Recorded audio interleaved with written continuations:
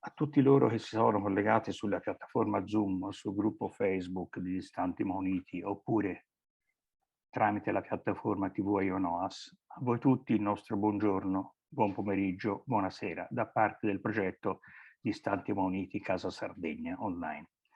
Quello di oggi, come sapete, è il 22esimo appuntamento che abbiamo in questo anno 2021. E sicuramente nella sua attualità è fra i più importanti. Quando a marzo abbiamo ricordato l'evento Feminas de Oie per la giornata internazionale della donna, ci eravamo dati appuntamento per realizzare un evento in occasione della giornata internazionale per l'eliminazione della violenza contro le donne. In quell'occasione si parlava delle donne che hanno abbattuto tabù e in quell'evento abbiamo fatto una riflessione sulla discriminazione di genere con i suoi livelli diversi di evoluzione e di percezione. Ma nulla è cambiato in questi mesi rispetto a prima. Infatti la cronaca di questi giorni, ma si potrebbe dire di questi mesi, di queste settimane, di questi anni, è costellata da continui soprusi, atti di violenza e sopraffazione nei confronti delle donne. A prescindere questo dalla latitudine, avviene in ogni parte del mondo. Come laboratorio, come coordinamento delle donne fasi, come circoli, come sardi, con la nostra bandiera e i simboli, siamo stati presenti e protagonisti della Marcia della Pace Perugia Assisi, all'insegna della pace, della sorellanza e della fratellanza, uniti dallo slogan no alla violenza, sì alla giustizia, al rispetto dei diritti umani, alla pace, alla libertà.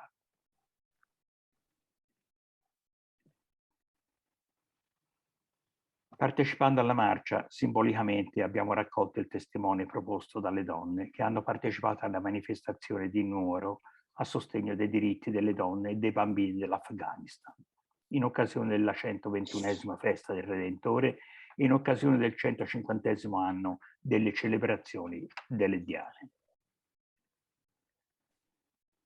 Quello della violenza contro la donna è un fenomeno che non accenna a diminuire, anche se la sensibilità da parte delle persone è nel tempo cambiata. Ma questo non è ancora sufficiente. La scuola, l'educazione al rispetto, educazione al rispetto della vita e della persona, la formazione possono e devono essere gli strumenti per dare una speranza che un domani tale vile reato e tipo di violenza sia definitivamente messo al bando, direi estirpato dalla società. Concludiamo aggiungendo che il percorso dell'evento di oggi è stato tracciato con molti momenti di incontro, di discussione e di condivisione, anche con testimonianze forti. Ne siamo usciti sicuramente arricchiti e vogliamo credere che le esperienze che andremo ad ascoltare non saranno certo esaustive per un problema così complesso e radicalizzato in certe mentalità, ma aiuta a non spegnere i riflettori su questo tema. A questo punto io direi di dare inizio all'evento e di passare la parola. Era previsto un intervento in questo momento di Serafina Magia, ma lo rimandiamo. Non so se è arrivata l'assessore Alessandra Zedda, altrimenti passerei la parola a Francesca Concas per un'introduzione. Grazie. Buon pomeriggio, buongiorno, benvenuti a tutti e buonasera, a seconda del posto da dove siete collegati. Tocca un po' a me portare dei saluti istituzionali in quanto rappresentante delle donne della FASI, rappresentante nazionale delle donne della FASI e del coordinamento nazionale delle donne della FASI. La FASI a un certo punto della sua storia ha sentito forte l'esigenza di avere una rappresentanza tutta al femminile all'interno del proprio esecutivo, sia per quanto riguarda la gestione di problemi o di aiuti che in quel momento la FASI stava dando in maniera specifica sul territorio a dei gruppi di donne emigrate, sia proprio per quanto riguarda il problema della rappresentatività femminile all'interno della federazione e all'interno dei circoli sardi sparsi nel mondo, sparsi in Italia, via. Ecco che nasce quindi il coordinamento delle donne della FASI. Coordinamento che arriva... Vedo che è arrivata Alessandra Zedda. Allora Sì, passo volentieri a lei la parola per un saluto. Prego, diamo il benvenuto a buongiorno. Alessandra Zedda. Buongiorno. Grazie, buongiorno. Io ho fatto questo collegamento, insomma, come ho potuto e mi scuso, però ci tenevo davvero a fare un saluto a tutti voi, in particolare a Adelio, a Serafina e a tutti i partecipanti a questo bellissimo confronto, anche perché già il titolo e l'argomento ci davvero dice distanti ma vicini, ma soprattutto credo di introdurre un aspetto importante che è quello dell'educazione affettiva. Insegnare oggi a chi è bambino oggi, bambina e diventerà uomo e donna di domani. Il percorso dell'educazione affettiva che noi abbiamo sempre sostenuto essere davvero il tema fondamentale, la strada giusta per aiutarci ad amarci e a rispettarci. Insegnare sì in ogni scuola di ordine e grado proprio l'educazione al volersi bene, ma soprattutto far sì che i nostri ragazzi davvero abbiano un comportamento nel linguaggio, nei modi, soprattutto nel confronto tra di loro, che sia basato prima di tutto sul rispetto. E questa credo che possa essere una delle strade importanti su cui davvero dobbiamo unirci, stare insieme, tutte le istituzioni, ma soprattutto oggi io l'impegno di Firenze lo vedo come sicuramente un percorso che abbiamo iniziato, abbiamo voluto inserirlo all'interno delle attività che facciamo con Casa Sardegna, ma l'impegno dei nostri circoli è quello di essere soprattutto i nostri missionari. Noi li definiamo le nostre comunità fuori dalla Sardegna, che però sono in grado davvero di non recidere mai quel legame profondo, affettivo, ma io dico soprattutto nel trasferire l'identità, il valore, la cultura, ciò che sostanzialmente è la nostra terra. Noi ci proviamo in ogni occasione, anche l'evento di oggi vuole essere con questo tema di grandissima attualità, questa piaga sociale che purtroppo non tende a diminuire, anzi gli ultimi numeri ci portano in uno scenario sconvolgente, tragico, perché purtroppo in questo ultimo anno in particolare, oltre alle donne uccise per mano di mariti, compagni, padri, fratelli, amici, hanno visto anche i bambini trovare la morte. Questo è l'evento pessimo, peggiore che possa esistere, la tragedia infinita nella tragedia che già è quella del femminicidio. L'impegno della Regione Sardegna c'è tutto. A breve noi continueremo con tutte le attività che ci legano ai centri antiviolenza, ci legano alle case di accoglienza, ma soprattutto ecco, anche il rapporto con i nostri circoli vuole essere sempre improntato a rappresentare e a sostenere le battaglie dell'umanità, ecco, in generale, oltre che tutta quella bella parte che abbiamo di promozione della nostra terra. Oggi è una giornata importante, io davvero dico grazie ancora ad Elio e a tutti i partecipanti alla giornata di oggi, non solo per aver scelto questo confronto, ma soprattutto per tenere viva l'attenzione di noi istituzioni, di tutti coloro che insieme sono impegnati, e quindi le famiglie, la scuola, le associazioni, per trovare, purtroppo non ci siamo ancora riusciti, delle soluzioni. Un'ultima considerazione la faccio per dire che la battaglia della Sardegna, che è stata la prima regione in Italia a istituire il reddito di libertà, non solo, anche le attività per i padri maltrattanti, per gli uomini maltrattanti in generale, ovviamente con attenzione alla famiglia, ma c'è stato un cambio di passo anche a livello nazionale. La nostra legge del 2018, ma finalmente nel 2021 si arriva anche ad un reddito di libertà nazionale che non è uguale al nostro, perché è ben distante dalla, insomma, sia nei contenuti finanziari e economici che soprattutto nel valore della legge organica che abbiamo in Sardegna, ma insomma eppur si muove. Ecco, questo lo possiamo dire perché qualcosa ora si muove anche a livello nazionale. Il nostro Parlamento ci auguriamo che possa migliorare sempre di più la parte importante, che è quella di aiutare le donne a denunciare, ma soprattutto aiutarle dopo la denuncia, perché è quello il momento di maggiore vulnerabilità in cui tutti noi dobbiamo impegnarci tanto e di più. Io non voglio davvero rubare altro tempo perché tra l'altro ho trovato proprio una condizione per potermi collegare, non so quanto durerà il collegamento, però davvero il mio vuole essere prima di tutto un grazie e un abbraccio affettuoso a tutti voi.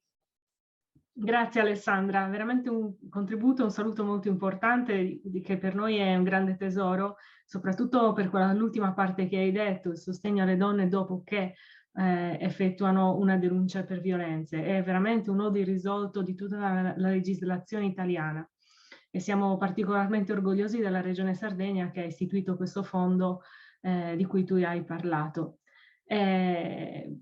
Diciamo che è veramente un onore averti qua con noi ed è importante anche che questo incontro, che non vuole essere totalmente un incontro al femminile, ma è un incontro che coinvolge anche uomini che sono la parte fondamentale in questo processo, in cui noi speriamo che un giorno le generazioni che per noi ora sono le giovani generazioni non avranno più da parlare di questo tema e sarà un ricordo, terribile ricordo del passato, perché ormai sarà talmente all'interno della società, sarà talmente all'interno della cultura personale che la violenza contro le donne non sarà più un argomento e non sarà più un dato di fatto nella società come invece oggi.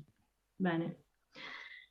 A questo punto io darei di nuovo la parola a Elio che ci fa vedere qualcosa di molto interessante.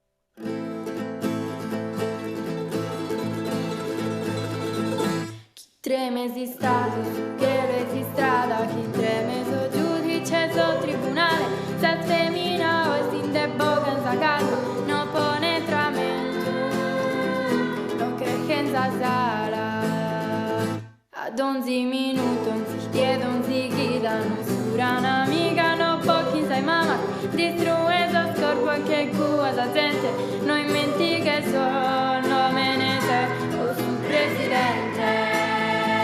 Prodotto sa sfemina, del prato bello, prosa e Monteponi, pelende in miniera, prosa sativista, mancuna de manco, prodotto sa mamma, chi che rani, guerrano, che nati dire, che ingiustisce cantano, prodotto sa storia pochina, chi si intenda forte, non viene motiva, chi intero da terra, il femminicida, e totte a terra in tutto e bonzo fuoco, si calchi falli tutti tanca so io, e nuda mi caglia detto te saluto, si toccano a una, rispondi mutuo tu, solo mina, so speranza, so rosella, io so Tenca, so Susanna, so Michela, sta vicina che la con violenza,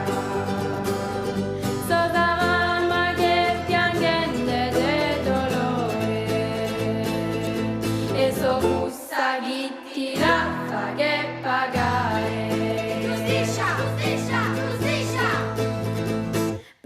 Prodotta femmina del prato bello, prosa e monte poni pelende in miniera, prosa attivista mancuna de mancu, prodottusa mama chi guerrano chiena di mire che rimu giustiscia cantamo, prodottusa storia buia, chi si intenda forte intero alla terra, su femminicida, intero alla terra, su femminicida.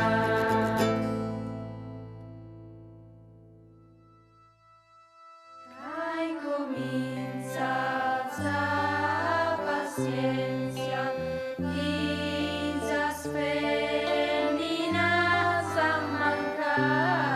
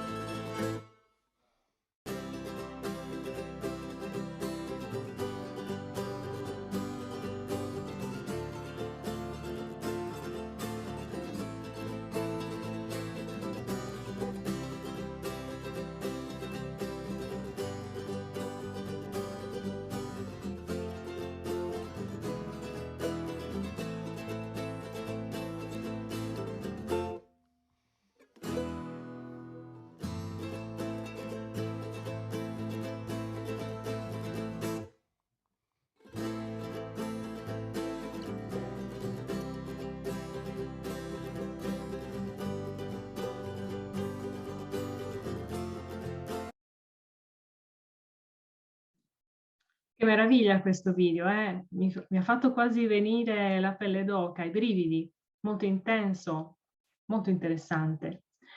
E infatti noi abbiamo voluto sapere qualcosa di più di questo video, qualcosa che ci racconterà Dina Meloni. Dina, ci sei? Ci sono, ci sono. Eccoti, ti lascio la parola allora, che saprai Grazie, meglio grazie. come illustrare questo video.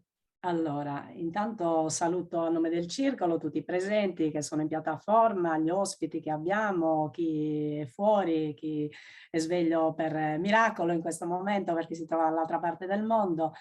Allora, io ho visto questo video diverse volte, devo dire la verità, e ogni volta mi si piazza un bel groppone in gola, veramente, è impegnativo, è molto impegnativo.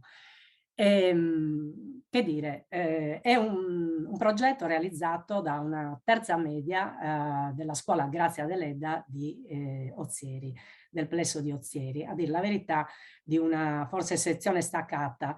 Gli ospiti che abbiamo qui per parlarci di questo progetto e capire come mai è stato messo in piedi sono intanto Alessandro Carta, che è il docente di arte e immagine della classe. Ecco, Alessandro, buonasera. Poi c'è Maria Paola Maielli, l'insegnante di sostegno che ha avuto un ruolo fondamentale in tutta la parte interdisciplinare che ha riguardato il progetto. Buonasera Maria Paola.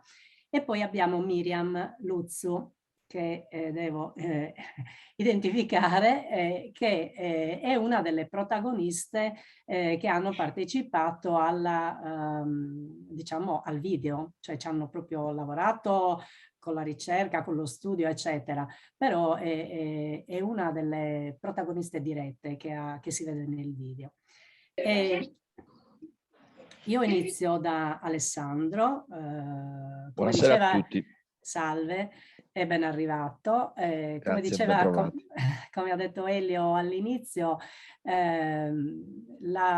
questo evento è stato preparato nei giorni, perché poi ci siamo non appassionati, perché purtroppo ci appassioniamo perché il discorso ci tocca molto da vicino, però ecco, è stato uno scambio di contatti, di parole, di idee, di comprensione che ci ha legato particolarmente. Quindi io chiedo ad Alessandro, appunto, che è il docente iniziale di questa classe che si è occupato del progetto, di parlarci un po' di questo progetto. Farò una domanda a secca: come è iniziato, come è venuta in mente, come è stato, come che è nato, diciamo, in modo che poi si riesca a dire quante cose più possibili, perché suppongo che tutti abbiano molta curiosità anche. Quindi ti lascio la parola e ci spieghi un pochino come sai, come è nata questa cosa bellissima che avete messo in piedi. Allora, è nata nell'ambito della materia curriculare, nel senso che abbiamo, mentre curavamo le parti di storia dell'arte, di disegno, eccetera, abbiamo deciso di fare un videoclip per capire quali siano i meccanismi di un videoclip. E nel fare questo abbiamo deciso con i ragazzi di scegliere una canzone che avesse un'importanza. Io conoscevo questa canzone perché è un brano di una cantante messicana che è diventato un inno internazionale che viene cantato in tutto il mondo, e in tutto il mondo ha preso la forma di una canzone adattabile, cioè già nella versione originale Vivir Quintana cita le donne che hanno subito violenza, che sono morte in Messico, e tutti quelli che poi hanno iniziato a cantare questa canzone nel mondo hanno portato le loro di donne dentro la canzone, i loro nomi. Questa cosa l'abbiamo fatta nostra anche noi, e ci siamo dedicati a costruire il video su questa canzone, e per costruirlo abbiamo deciso di tradurla in sardo, deciso di portare dentro il testo della canzone la realtà sarda di donne e di movimenti femminili da capire, da studiare. Quindi ci siamo messi a studiare che cosa sia successo in Sardegna, ma di questo magari parlerà Maria Paola. E poi abbiamo iniziato a tradurla, quindi abbiamo coinvolto i genitori, l'abbiamo messa in metrica, abbiamo deciso di costituire una vera e propria troupe, abbiamo costruito il logo della nostra troupe, ci siamo chiesti chi fossimo, abbiamo cercato di dedicarci alla verità artistica, abbiamo iniziato a buttare giù delle idee su come potesse essere la sceneggiatura. Abbiamo ad esempio abbandonato l'idea iniziale di rappresentare dentro il video una scena di violenza, di aggressione, perché non sarebbe stata vera, perché le loro facce non sarebbero state vere. Quindi abbiamo lavorato sulla verità artistica dei ragazzi, della loro identità. E in questo ci siamo detti: noi cosa ci piace, cosa siamo? Siamo studenti, quindi costruiamo il nostro video dentro la nostra scuola, nella nostra realtà, portiamo la nostra identità dentro questa problematica.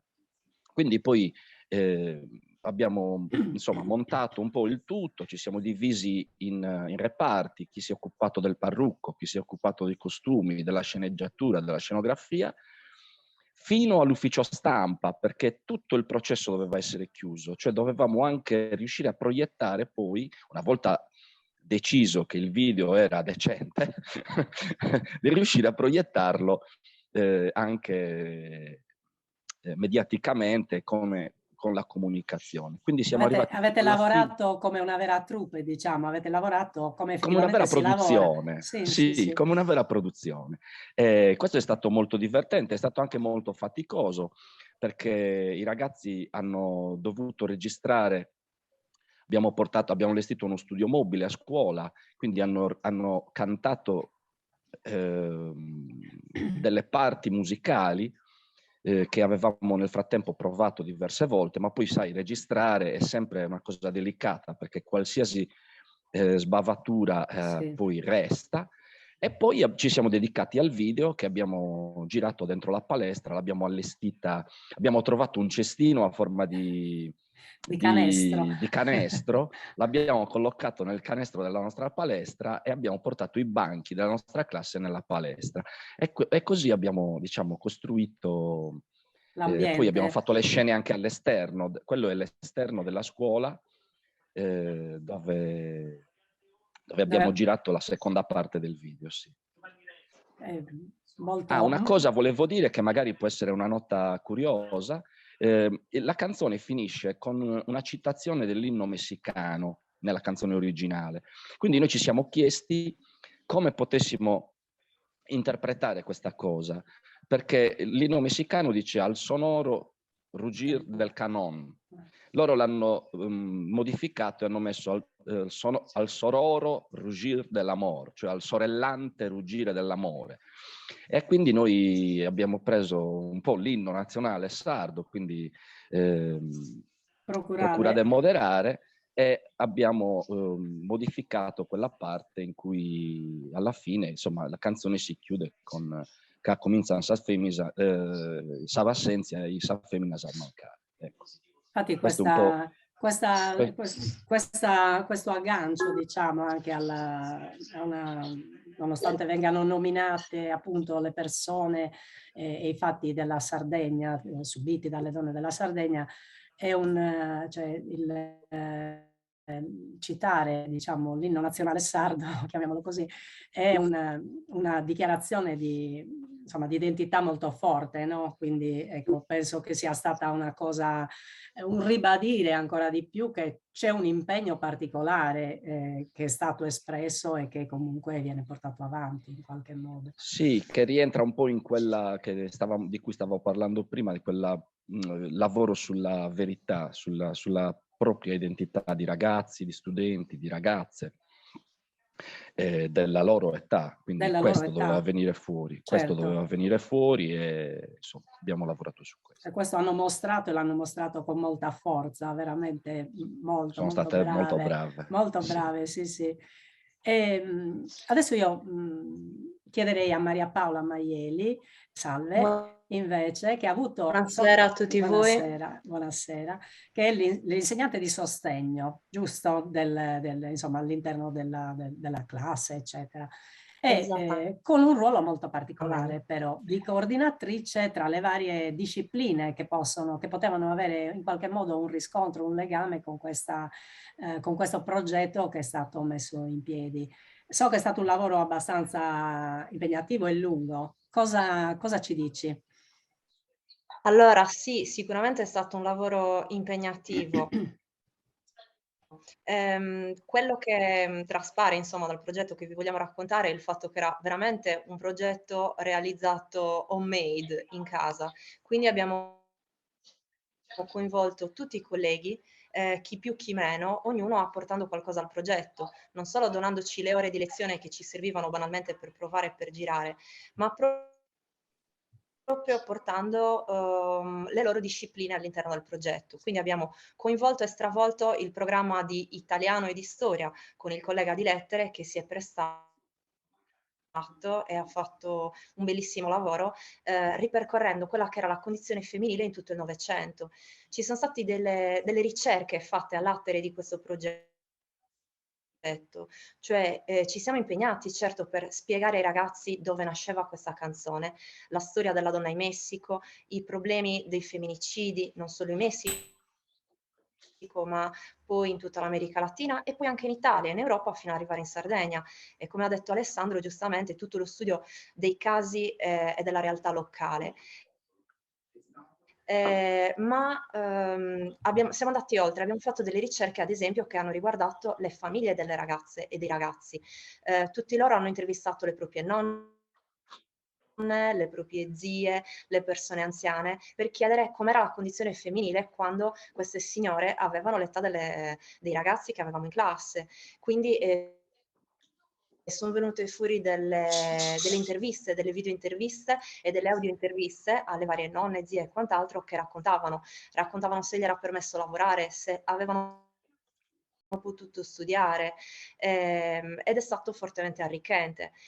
Al contempo, alla fine dell'anno, noi avevamo tutta una parete dell'aula che era tappezzata con tutta una serie di date, di eventi fondamentali per la figura femminile. Quindi quando la donna ha avuto finalmente in Italia il diritto al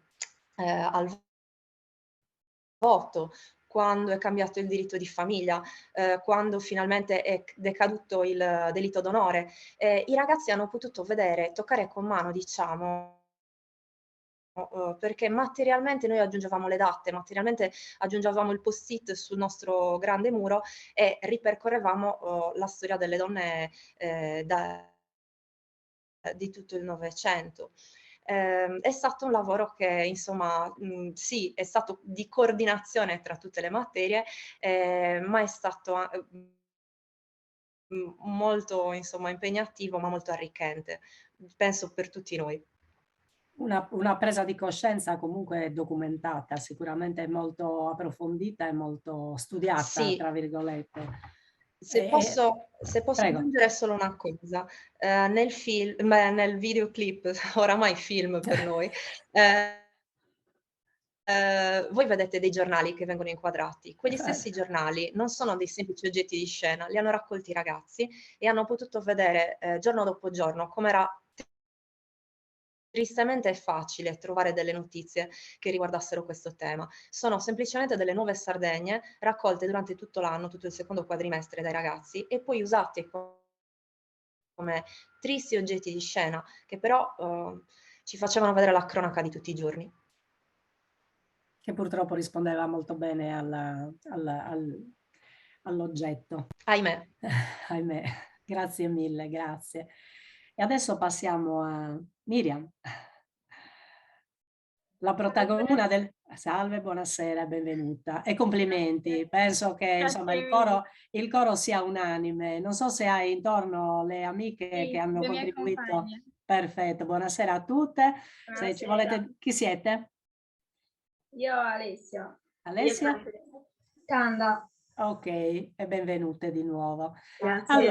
Allora, ve l'ho detto, vedervi è stata veramente una cosa importante. E per voi, che comunque vi siete impegnate, vi siete, diciamo, messe anche in discussione, suppongo, perché avete affrontato un tema forte per delle ragazze di soli 14 anni all'epoca del video? Sì. Ecco, delle giovanissime donne si potrebbe dire che iniziano a toccare con mano, perché purtroppo avete avuto un fatto gravissimo che ha colpito tutta la vostra comunità, quindi avete toccato veramente con mano questa brutta realtà, questo brutto problema. Che cosa, non lo so, impegnarvi in questo progetto, cosa ha significato particolarmente? Allora, parto col dire che questo progetto per noi è stato molto impegnativo perché noi non siamo dei veri cantanti, dei veri attori, però allo stesso tempo è stato molto importante perché da noi ragazzi raccontare e affrontare appunto questo tema del femminicidio ha colpito tantissime persone da tutta l'Italia, ci hanno fatto moltissimi complimenti e per noi è stato un grandissimo traguardo che sicuramente non ci aspettavamo. È stato sì molto bello, comunque ha legato tutta la classe e guarderemo con occhi diversi, diciamo, questo tema appunto del femminicidio che ci ha fatto crescere tantissimo. Senti una cosa, voi avete lanciato un messaggio, no? Io sono andata a leggermi il comunicato stampa che queste de que ottos caballos ruios, che vi siete nominate così, giusto? Perché voi avete la sezione staccata a Chilivani o sto dicendo una fesseria in questo momento? È così, perfetto. Già il nome che avete dato al vostro collettivo è un nome importante che comunque insomma dà l'idea di un fermento, no? Non lo so, i cavalli scalpitano, quindi vorrebbero correre per probabilmente raggiungere un traguardo, ma anche per cercare di risolvere, no? Immedesimandomi in voi. Avete lanciato un messaggio diretto sicuramente a giovani, meno giovani e a tutti. Mi pare che abbiate avuto anche la percezione che non sia rimasto così un messaggio sospeso. No, per niente. Ha colpito tantissime persone, sia ragazzi della nostra età che anche persone più adulte.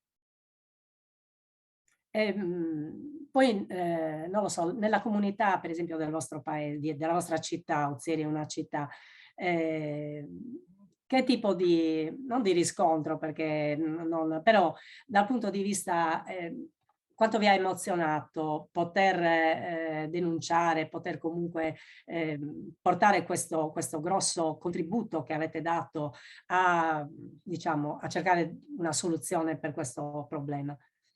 Beh, per noi è stato comunque molto importante e, come ho già detto, tantissime persone appunto ci hanno fatto i complimenti perché abbiamo avuto anche il coraggio di affrontare questo argomento, essendo anche ragazzi abbiamo deciso di dire basta, che era una cosa troppo importante da non comunicare. Ecco.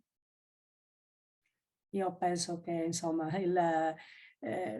ci siete riuscite, ecco, ve l'ho detto, ogni volta che si guarda questo video viene veramente insomma, ci si stringe il cuore, ecco, perché poi si pensa a tutto quello che avete nominato.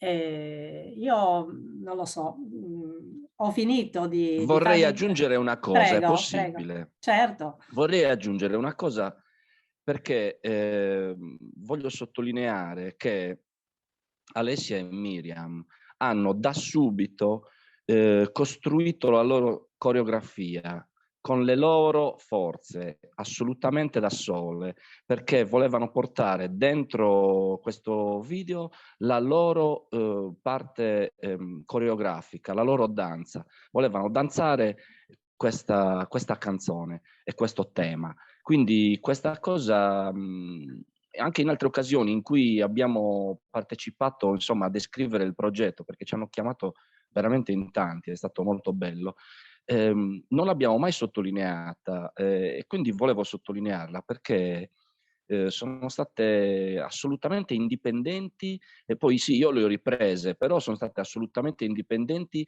e l'hanno costruita, gli hanno dato un senso alla coreografia, descrivendo le varie parti del testo, costruendo tutta una serie di movimenti, di gesti di danza bellissimi, proprio sono state molto brave. Volevo sottolinearlo e dirglielo in questa occasione davanti a tutti per complimentarmi veramente con loro. Perché se lo meritano, hanno fatto trasparire anche dai movimenti e dalla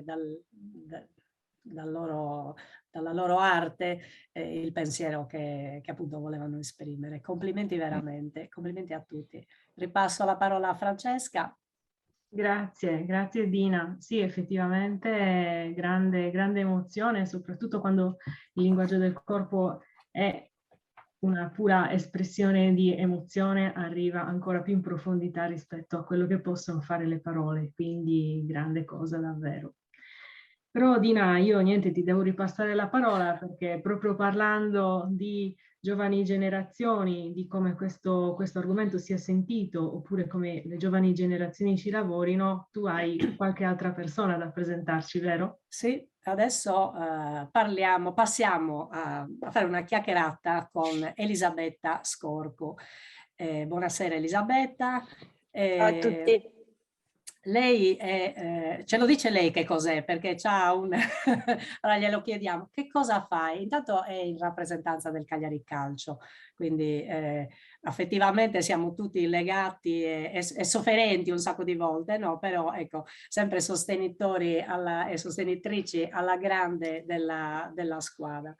Quindi oggi si parla sicuramente di un problema impegnativo, ma si parla anche di educazione, si parla, il primo progetto era quello di una scuola, quindi uno dei luoghi principe dove l'educazione viene creata, parlata, trasmessa, eccetera, eccetera. Invece adesso andiamo a vedere un altro aspetto e ce lo mostra appunto, ce lo illustra Elisabetta. Prego. Allora, buonasera a tutti, io nel Cagliari, tra le altre cose, sono anche la responsabile CSR. Da un po' di tempo, grazie anche alla dirigenza, al presidente Giulini, ci siamo dedicati sicuramente a quelli che erano tutti gli aspetti sociali e la responsabilità sociale che una squadra come il Cagliari ha e deve avere. Quindi abbiamo deciso di mettere in campo valori come l'uguaglianza, l'inclusione, la sostenibilità che da sempre ci rappresentano, e abbiamo creato un manifesto etico che si chiama BS1. BS1 è il manifesto dell'area CSR del Cagliari. Io sono molto orgogliosa di questo progetto, perché BS1 è un linguaggio, una mentalità, un modo di sentire e di agire comune e condiviso, è appunto un modo di essere as one. BS1 è quel progetto in cui noi, quel cappello, abbiamo voluto dare un cappello a tutte quelle iniziative, quei progetti che da sempre portiamo avanti, ed è declinato in 3 direttrici. 3 direttrici si chiama appunto Love as One, in cui rientrano tutti i progetti di lotta contro ogni forma di discriminazione, Think as One, in cui ci sono tutte le iniziative e progetti di inclusione, come ad esempio il calcio paralimpico, l'attività dei Coppa Quartieri dedicata agli sport, in cui coinvolgiamo i quartieri più periferici della città, e Move as One, in cui portiamo avanti tutte le attività di sostenibilità ambientale. Abbiamo creato una partnership con Lega Ambiente, siamo gli unici in Italia, e insomma sviluppiamo attività e iniziative su quei temi. Per quanto riguarda Love as One, oltre a già dall'anno scorso portare avanti delle attività, delle iniziative appunto contro il razzismo, siamo stati gli unici a scendere in campo con la giornata contro l'omofobia e in favore dei diritti LGBT. Poi no, aspetta, adesso vediamo com'è Scusa, forse... Ok, scusa Elisabetta. E poi dal 25 novembre, ci tengo a precisare che non solo per il 25 novembre, ma dal 25 novembre abbiamo deciso di creare una partnership col centro antiviolenza della città metropolitana di Cagliari, che si chiama Donna Ceteris. È un centro antiviolenza che opera da quasi 30 anni nella città metropolitana. E con loro abbiamo deciso di portare avanti una serie di iniziative. Intanto simbolicamente abbiamo donato una panchina al Comune di Cagliari affinché possa essere posizionata in un luogo pubblico, un simbolo, ma poi abbiamo cercato di attivare quello che è un processo culturale. Sappiamo bene che in Italia nel 2021 ci sono stati uno ogni 3 giorni, e ogni giorno 89 donne denunciano atti di violenza, quindi dietro questi numeri agghiaccianti si nasconde un'emergenza sociale senza precedenti per le donne, i loro figli e le loro famiglie. Ecco perché appunto abbiamo deciso come Cagliari Calcio, grazie appunto al supporto di Donna Ceteris, di ieri, in occasione della partita Cagliari-Salernitana, di distribuire circa 10.000 brochure informative a tutela delle donne, con tutte le informazioni e contatti per potersi appunto mettere in contatto con il centro di antiviolenza e sapere come attivarsi, come muoversi in casi come questi. E poi continueremo per tutta la stagione a supportare il centro antiviolenza in attività, progetti. Cercheremo loro hanno un centro molto grande a Quartu che ha bisogno di essere arredato per i primi giorni in cui le donne denunciano, quindi li supporteremo anche in maniera concreta. Abbiamo il dovere di portare avanti non solo slogan, ma anche atti concreti nel territorio in cui viviamo. Sappiamo bene che il Cagliari è una squadra di calcio, ma è anche è più di una squadra di calcio, perché crediamo fortemente, sappiamo bene che rappresentiamo una terra, un popolo, e abbiamo il dovere di utilizzare lo sport come strumento di inclusione e di veicolare tematiche come queste, in cui c'è bisogno sempre di più di tenere alta l'attenzione e non dimenticarci di quella che è, come ho detto poco fa, un'emergenza. ci tengo a precisare che appunto non è l'unico progetto, lo facciamo perché, come dicevo, crediamo fortemente in iniziative come queste. Spero tanto che ci sia il supporto e il riscontro da parte di tifosi, stakeholder, sponsor. Per adesso devo dire che che siamo ben accompagnati. Anche incontri come questi, come questo di oggi, per noi è importante per poterne parlare, confrontarci. Quindi grazie, volevo ringraziare intanto Dina per avermi invitato a poter parlare anche di queste teme, non solo sempre di risultati, di partite, ma il Cagliari fa tanto sportive. altro, ecco. Esatto.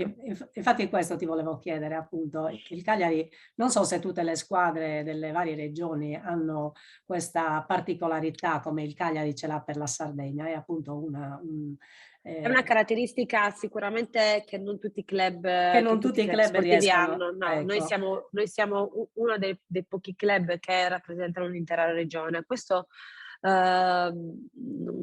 ci tengo anche a sottolineare che non tutti i club hanno un'area CSR. Il trend è sicuramente quello. Noi spiegacela quest'area CSR. L'area CSR è tutta quell'area lo dico in inglese, corporate responsibility sustainable, insomma, tutta quell'area di progetti, di iniziative, di progetti sociali che il club vuole portare avanti, ma inteso, come dire, portiamo avanti i progetti di sostenibilità, ma sostenibilità intesa a 360 gradi, perché essere sostenibili significa avere un impatto importante anche nell'ambiente in cui lavoriamo, in cui operiamo. E poi essere sostenibili significa anche essere sostenibili, e quindi essere sostenibili, come diciamo noi, a 360 gradi anche in termini economici. Quindi essere un club, l'obiettivo è diventare sempre più un club virtuoso. Per ora, da questo punto di vista, ci stiamo riuscendo. Abbiamo scoperto, tra l'altro per caso, che c'è un'agenzia inglese, si chiama Swan, che si occupa appunto di valutare i posizionamenti del brand. Abbiamo scoperto che siamo secondi dopo l'Atalanta per posizionamento del brand grazie ai progetti sociali. Significa che comunque c'è attenzione, che i tifosi, e non solo i tifosi, ma anche sponsor, stakeholder o anche persone che non tifano il Cagliari, comunque hanno notato e sono rimasti evidentemente colpiti da quello che è il modo di agire del club, l'approccio, la filosofia che il club ha anche verso questo tipo di tematiche. Quindi credo che questa sia la strada giusta. Grazie Elisabetta, sicuramente. Quindi anche come dire, uno scopo educativo in questo senso. Assolutamente sì, assolutamente sì. Questo lo facciamo adesso. Noi abbiamo 43 affiliate Academy. Le affiliate sono appunto i team, i club dei piccoli centri che sono affiliati al Cagliari. Adesso partiremo con dei progetti educativi che li coinvolgerà anche su tutta la parte di sostenibilità ambientale. Con i nostri atleti portiamo avanti dei progetti educativi e formativi con degli educatori del Cagliari, ma vengono invitati anche come dire, delle persone esterne. A seconda delle tematiche che vengono affrontate. Sul razzismo, l'anno scorso ci siamo soffermati molto sul concetto di omofobia. Ci piace in ogni caso parlare di avere un approccio positivo. Credo che se iniziassimo tutti quanti a parlare di rispetto per la persona, forse di questo tipo di approccio, probabilmente l'obiettivo è smetterla di avere delle giornate contro qualcosa, perché se cominciassimo tutti quanti a rispettare la persona in quanto tale, non ci sarebbe più bisogno di doverci soffermare alle giornate contro omofobia, contro il razzismo, contro qualcosa. Quindi il Cagliari deve fare la sua parte in quello che è un processo culturale che è doveroso fare nei confronti di tutti. Grazie Elisabetta, grazie molte. Prego Francesca, ti restituisco la pallina. La parola. Ancora per poco, però volevo fare una micro riflessione, perché qua stiamo andando a toccare dei classici ambiti di educazione che sono al di fuori della famiglia, che compongono proprio la società, a partire dalla scuola, che è il secondo organo educativo dopo la famiglia. Dopo la famiglia. E poi abbiamo anche le realtà sportive, che sono fondamentali, perché mens sana in corpore sano, così si dice. E per concludere con un'altra realtà educativa, vero Dina? Di Sì. cosa vuoi parlare ora? Adesso quindi abbiamo parlato di famiglia, abbiamo parlato di sport, abbiamo parlato di scuola e adesso parliamo di una, tra virgolette, agenzia educativa che si occupa di educazione, di fare educazione per i ragazzi. E per questo motivo ho invitato Cecilia Billi. Ciao Cecilia, che ciao, buonasera a tutti. Una scout, come potete notare, ed è la responsabile della zona di Siena insieme a un altro scout che non è presente qui stasera, Ludovico. E niente, si educano bambini, c'è un movimento che è nato ormai da più di 100 anni e niente. Come mai fai la scout, Ceci? Ti colpisco subito. Subito. Diciamo, io penso di essere una tra le tante capi dell'associazione che ha cominciato il percorso, diciamo, da bambina e l'ha scoperto poi quando è arrivato il momento di scegliere come potersi rendere utili, diciamo, nei confronti degli altri, ha deciso che lo scoutismo poteva essere appunto un buon servizio. E come accennavi te, lo scoutismo nasce nei primi del Novecento sostanzialmente come movimento, dalle intuizioni di un generale inglese che aveva visto appunto nello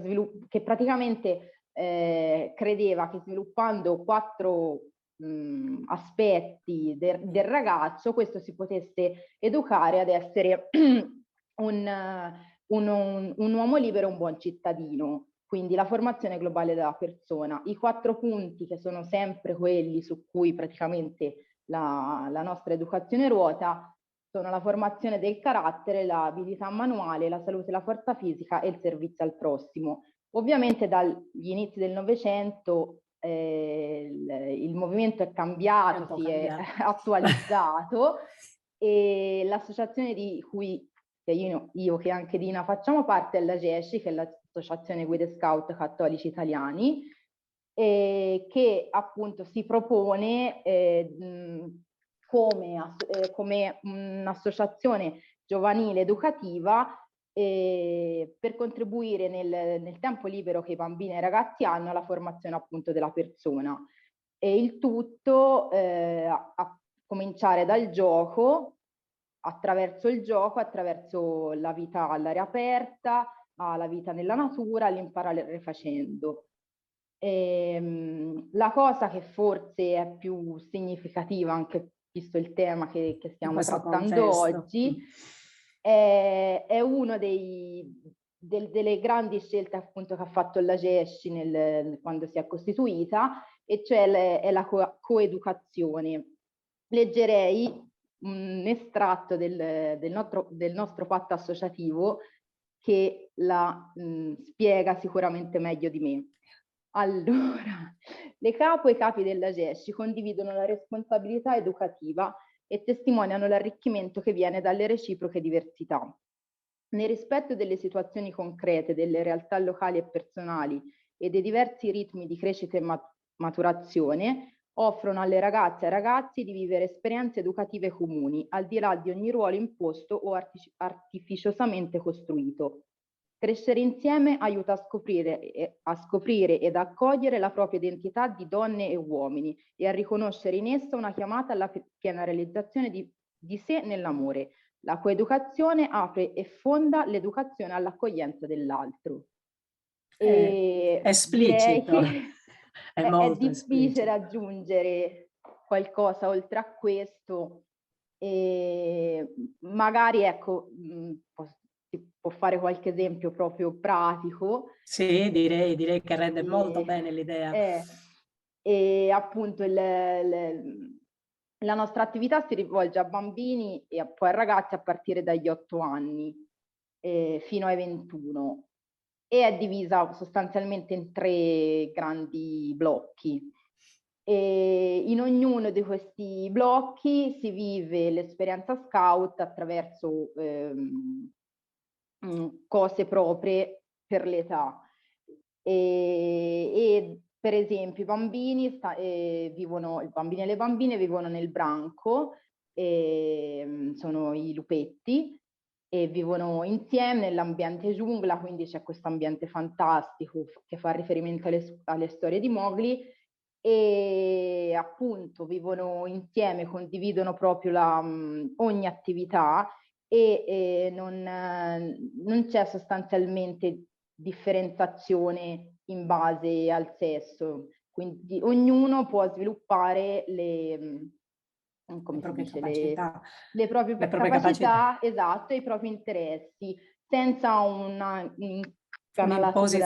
un'imposizione, come suggerivi dell'altra sera, appunto, c'è le specialità che sono uno degli strumenti della branca, in cui appunto ogni bambino e bambina decide di cimentarsi, imparare una cosa nuova, no? E non ci sono specialità da bambino piuttosto che da bambina, quindi può essere che un bambino decida di fare, non lo so, il sarto, per esempio, proprio per rimanere negli schemi, piuttosto che una bambina decidere di sviluppare un'altra cosa. Oppure piuttosto che nel reparto in cui ragazzi e ragazzi vivono in squadriglia e cucinano nel fuoco vero, nel senso acceso con la legna, e quindi sia i ragazzi che le ragazze devono imparare sia a fare la legna piuttosto che a cucinare, il tutto in maniera del tutto autonoma. Quindi c'è questa attenzione, insomma, allo sviluppo delle capacità in tutti gli aspetti, cercando di non creare differenze di alcun tipo. E questo sostanzialmente ci sembra molto importante, perché poi leggevo l'altro giorno, proprio in occasione della giornata, una frase che un po' mi ha colpito, no? Perché diceva, questo giornalista diceva: cambiamo le parole, le piccole azioni e avremo cambiato la mentalità. E questo è lo scopo che noi ricerchiamo in tutte le cose che facciamo, e questo è quello in cui ci impegniamo, cercare di fare dei piccoli cambiamenti nella vita quotidiana di ognuno, affinché poi queste donne e uomini della partenza siano persone magari più consapevoli. Più consapevoli, esatto. Ecco, è un po' questo qui. E più disponibili sicuramente. Esatto. E che non vedano le diversità, insomma.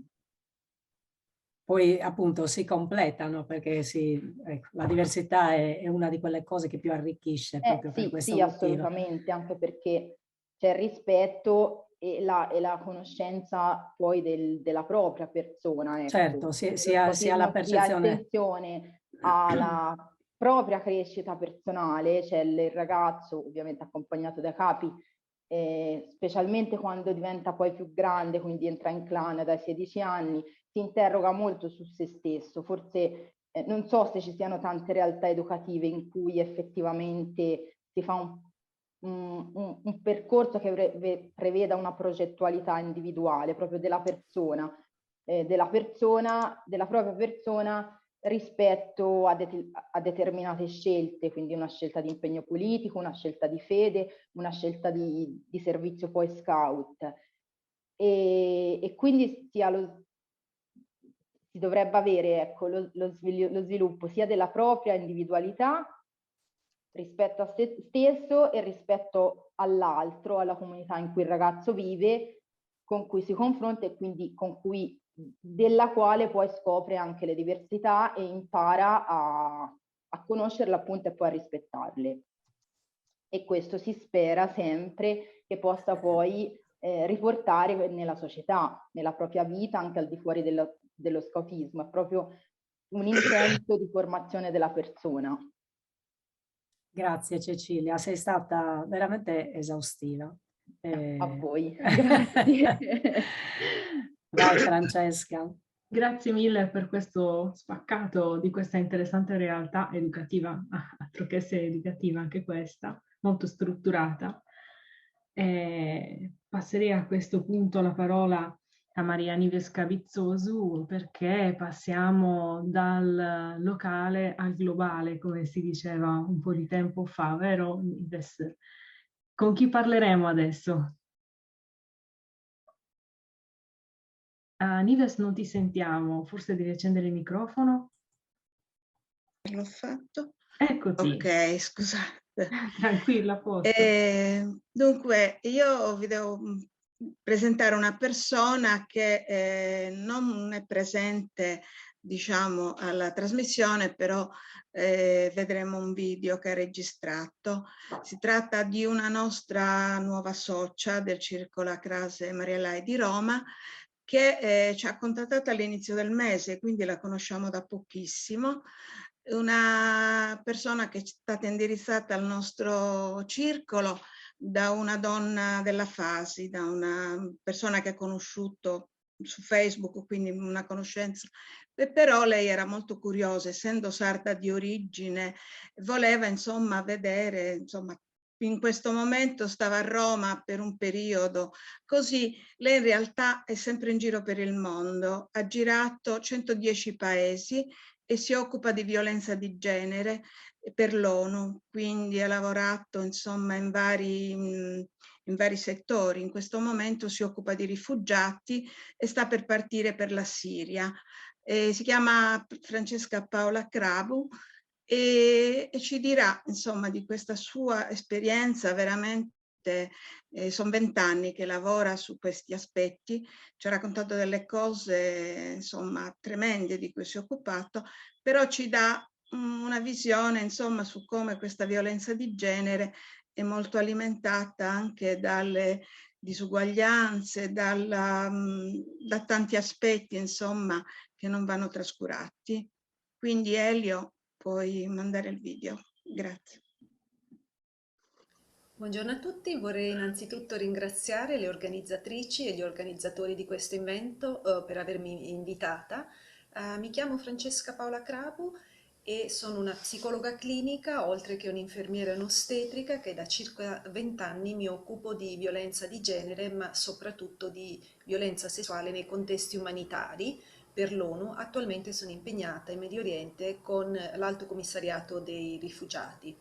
La definizione esatta della mia professione è varia, in quanto in Italia è stata associata la parola volontaria, missionaria, in ambasciata mi chiamarono funzionario dell'ONU, probabilmente se avessi incontrato Monti mi avrebbe chiamato semplicemente signora, come ha fatto con Angela Merkel, cancelliera della Germania nel 2011 in una conferenza stampa.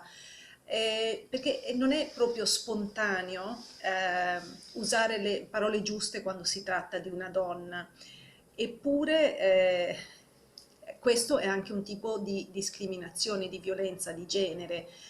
Troppe volte mi sono trovata a spiegare che anch'io, come ce lo ricordiamo tutti, credo Ricciardi, un ex funzionario ONU e consulente del Ministero della Salute qua, io ho fatto esattamente la stessa cosa in Repubblica Centrafricana con il Ministro della Salute in Centroafricana. E Ricciardi ovviamente faceva parte di una commissione, la task force del Covid, una commissione composta da altri 7, ahimè tutti uomini. Ecco perché. Questo è in completa contraddizione con quello che ha detto l'8 marzo il Ministro Speranza, che in Italia il 68% della forza lavorativa nel sistema sanitario nazionale è costituito da donne. poi questa percentuale scende vertiginosamente quando analizziamo quante donne nel Servizio Sanitario Nazionale esistono a livelli dirigenziali. E questo è anche in contrasto con quello che appunto nel 2020, non so se avete letto quell'articolo di Forbes, una signora rivista, che elogiava appunto i 7 paesi con la migliore risposta alla pandemia avevano una cosa in comune: tutti i leader erano donne. E dunque io insisto sempre sulle parole e sul linguaggio, soprattutto quando si parla di violenza basata sul genere, perché il linguaggio che noi usiamo è il nostro pensiero e dal nostro pensiero scaturiscono le azioni. In Italia, per esempio, il linguaggio comune è la parola cittadino, che è pensata per un essere di sesso maschile. Non abbiamo un linguaggio inclusivo. E il linguaggio è importante perché vediamo che può aiutare o ostacolare il processo di eliminare, ridurre la violenza basata del genere. Io sono stata molto colpita infatti dalle parole di un noto giornalista, Corrado Augias, che 5 anni fa, nel 2016, commentò con le sue parole la morte di una bambina di solo 6 anni, stuprata e buttata nel pozzo da un pedofilo uomo. Il suo commento era che la bambina aveva una capigliatura che non era consona alla sua età e che la sua mamma la pettinava appunto in una maniera come se la bambina fosse più alta, che si atteggiava un po'. Ovviamente sarei stata molto, molto curiosa di leggere delle parole sul pedofilo, sull'uomo che l'ha stuprata, uccisa e buttata in un pozzo, però di queste parole non c'è traccia. Come vedete, la comunicazione è importante, la comunicazione non è fatta solo di parole, anche il linguaggio non verbale bisogna mettere molta attenzione, in Italia soprattutto, perché se notate, quando c'è una donna a parlare in televisione, a prescindere dal ruolo istituzionale, alto, basso che sia, si tende a inquadrare tutto il corpo, come quasi a distrarre ciò che la donna sta dicendo. Quando invece un uomo a parlare, i fotografi inquadrano semplicemente il viso, come se noi dovessimo prestare più attenzione alle parole che la persona sta dicendo.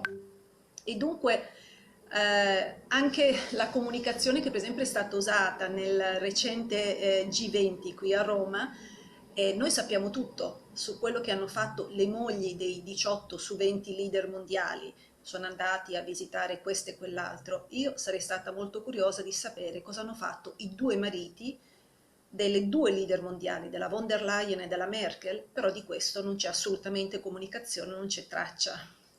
Come se si volesse sminuire il fatto che gli uomini non possono stare in quella posizione, cioè avere una moglie tra virgolette potente. E questo è molto interessante. Il problema delle violenze basate sul genere è estremamente complesso, per non parlare poi delle violenze sessuali che accadono immancabilmente nei scenari di guerra dove io opero da circa 20 anni. E grazie al Tribunale Penale Internazionale per il Ruanda c'è stata un'evoluzione del crimine di stupro nel diritto penale internazionale, in quanto prima, fino a circa 20 anni fa, questa era una cosa completamente trascurata.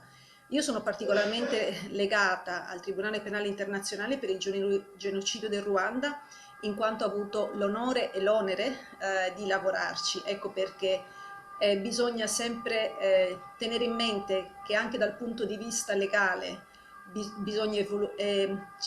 abbiamo bisogno di un'evoluzione per risolvere questo problema che è dappertutto, in tutto il mondo. Il problema della violenza basata sul genere è un problema di potere e dunque questa soluzione è molto complessa perché richiede un cambio proprio strutturale della società, della cultura, come abbiamo visto anche dal punto di vista legale. Pensiamo anche alla parola femminicidio. In Italia è entrata in vigore solamente nel 2009, eppure anche l'ultimo rapporto dell'ONU del 2019 stima che 137 donne ogni giorno vengono ammazzati da uno dei membri della loro famiglia. La maggior parte sono mariti, partner, fidanzati. E invece in Italia il femminicidio è un omicidio particolare perché, come abbiamo visto nel caso di Augias, la vittima in qualche maniera è sempre colpevole.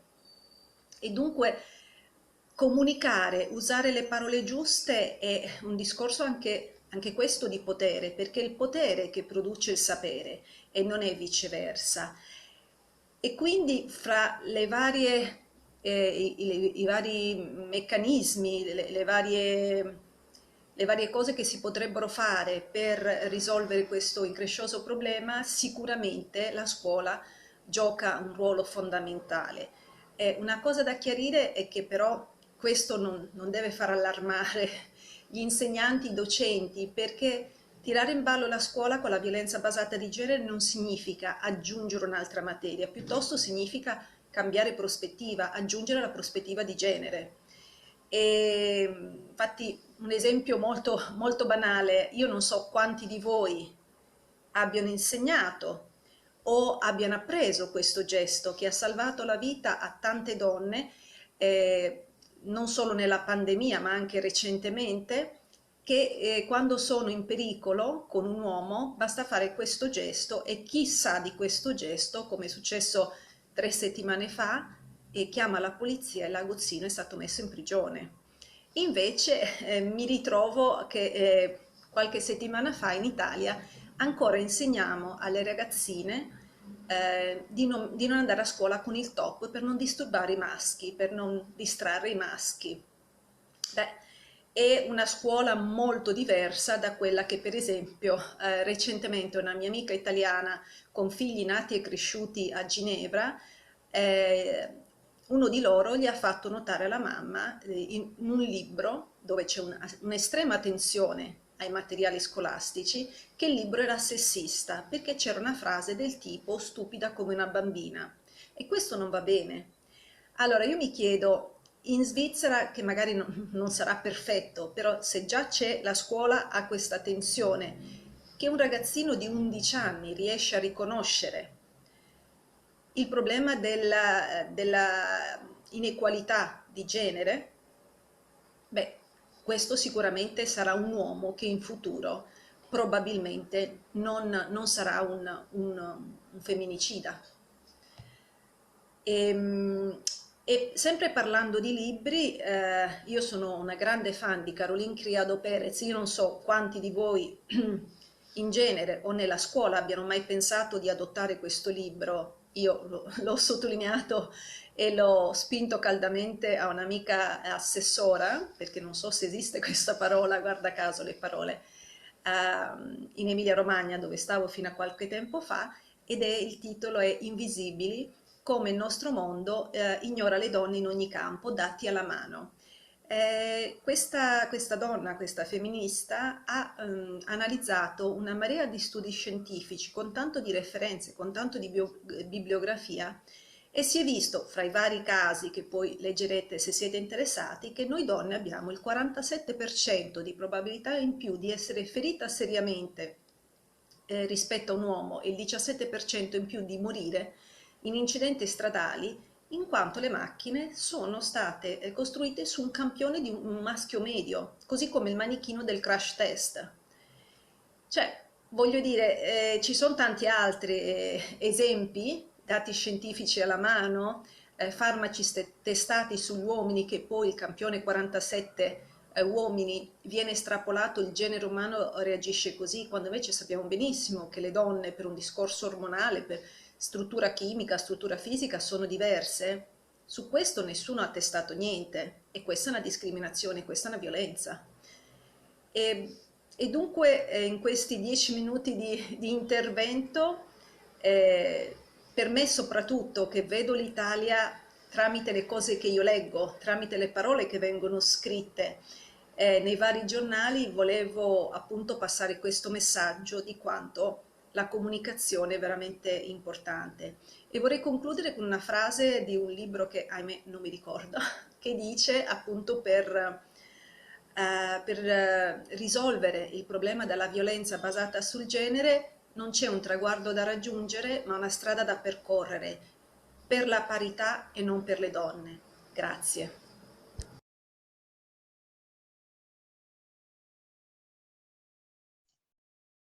Caspita Nives, bellissimo questo intervento. Davvero bisogna ringraziare Francesca Paola Crabu per questo meraviglioso intervento. Cosa ne dici?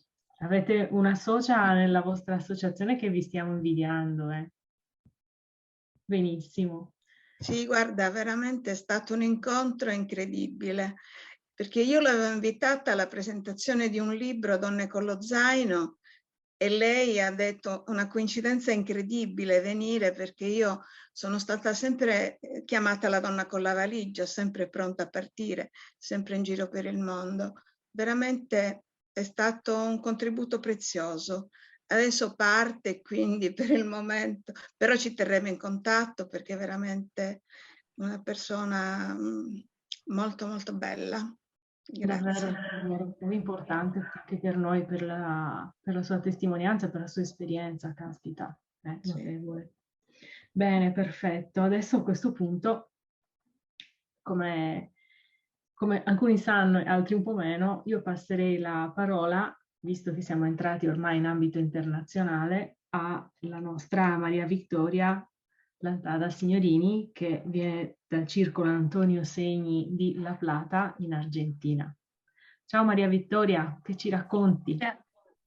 Sì, buonasera a tutti. Innanzitutto ringrazio agli organizzatori che mi hanno lasciato condividere con voi la situazione particolare e anche difficile delle donne in Argentina e anche in tutta la Latino America, della violenza che soffriamo come tale e anche la nostra disuguaglianza in società.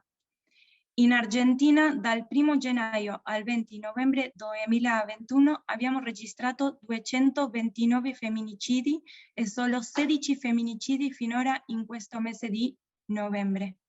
In altre parole, in Argentina muore una donna ogni 34 ore. Almeno 168 bambini hanno perso la madre a causa della violenza sulle donne in quest'anno. Seguendo, sempre dicendo dati statistici, sono tutti raccolti da organismi, seguendo questa linea nel 88% dei casi il femminicida apparteneva alla cerca ristretta delle vittime, con la maggioranza dei casi perpetrata dal partner o ex partner di loro, ossia il suo compagno, il suo fidanzato. Ma i femminicidi sono solo la punta dell'iceberg, perché anche dobbiamo parlare dei tentati femminicidi, quegli eventi che non portano alla morte ma che devono essere resi visibili per comprendere la reale portata della violenza sulle donne e la forma progressiva in cui si manifesta. Nel corso di quest'anno si sono registrati circa 170, di cui oltre il 90% anche sono della cerca ristretta ai suoi compagni. Sottolineo questi dati per rompere con l'immaginario che sostiene che per le donne il pericolo è in strada, da sole, davanti a una persona sconosciuta, fermo restando la situazione di violenza strutturale generale che noi strutturale generale che soffriamo oggi in questo paese. E a sapere più specificamente, 8 persone su 10 affermano di aver visto un uomo insultare una donna. 3 persone su 10 affermano di aver visto un uomo toccare una donna senza il suo consenso. 4 uomini su 10 ritengono che maggiori diritti per le donne significhino per loro minori diritti. Il tempo che le donne dedicano al loro lavoro domestico non retribuito è quasi 3 volte quello degli uomini. Tuttavia, 6 uomini su 10 sostengono che la distribuzione sia equilibrata. E 6 persone su 10 affermano che esiste una disparità salariale tra uomini e donne, causando spesso la dipendenza finanziaria di quest'ultime dal loro aggressore. In un paese dove quasi il 45% è povero, essendo l'inflazione del 50%, su 10 persone più povere in Argentina, 7 sono donne. Un altro aspetto da evidenziare è quello relativo alla giustizia e alle forze dell'ordine. Nel 2021 abbiamo osservato che il 16% delle vittime aveva presentato almeno una denuncia preventiva e solo il 10% aveva delle misure di protezione. Partendo da questi dati ne derivano due preoccupazioni. La prima preoccupazione è le poche denunce che si fanno e la seconda preoccupazione è la mancanza di risposte adeguate per chi denuncia. Pur avendo chiesto aiuto, queste vittime sono state uccise, non protette da una giustizia patriarcale che continua ad essere riluttante a formarsi in prospettiva di genere, non sapendo come avvicinarsi alle vittime di violenza e prendendo decisioni senza una visione completa e interzionale del problema.